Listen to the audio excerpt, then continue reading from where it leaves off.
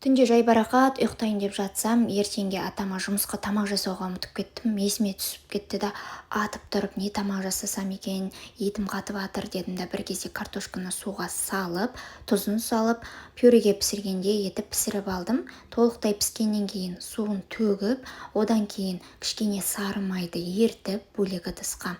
Оның үстіне үйде қандай специяларыңыз бар, петрушка, чеснок немесе паприка міндетті түрде қосу керек. Және де картопқа арналған специяңызды барлығын қосып, өте көп қосып жібермеңіздер.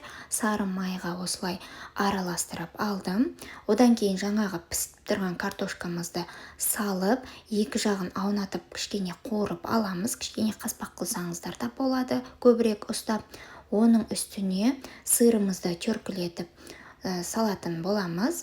Осылай сырымызды әдемілетіп сеуіп шығамыз да, бетін 1 минутқа жаба тұрамыз. Одан кейін зелендерімізді сеуіп шығамыз. Сол кезде осындай өте дәмді созылмалы сырымен өте дәмді картошка дайын болады. Және